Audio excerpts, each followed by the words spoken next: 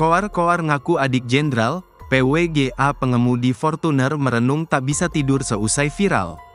PWGA, pengemudi Fortuner pelat TNI palsu ketakutan usai viral cekcok di jalanan hingga ngaku adik jenderal. Ia bahkan sempat ketakutan, sebelum akhirnya ditangkap. PWGA tak menyangka aksi arogan itu viral, dia baru tahu aksinya viral setelah dihubungi keluarga. PWGA, pengemudi Fortuner pelat TNI palsu ketakutan usai viral cekcok di jalanan hingga ngaku adik jenderal. Ia bahkan sempat ketakutan, sebelum akhirnya ditangkap. Kebetulan saat kejadian, tanggal 10 April tahun 2024 PWGA dan keluarga hendak libur lebaran ke Bandung.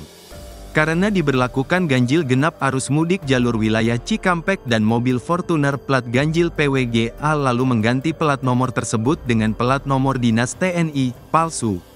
Saat ia dan keluarga meneruskan perjalanan usai insiden itu, mereka ditelepon kerabatnya yang menyampaikan peristiwa yang mereka alami viral. Alhasil PWGA langsung tak bisa tidur nyenyak.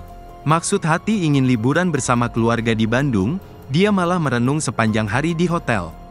Hingga akhirnya PWGA menelepon kakaknya berinisial T yang merupakan pensiunan Korps Wanita Angkatan Darat, Kowat. Sang kakak menyarankan PWGA membuang pelat dinas TNI palsu tersebut.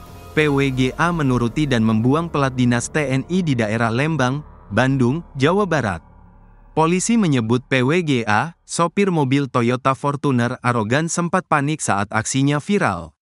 Singkat cerita, saat tersangka dan keluarga meneruskan perjalanan usai insiden menabrak mobil wartawan di Tol Japek, mereka ditelepon kerabatnya jika peristiwa yang mereka alami viral.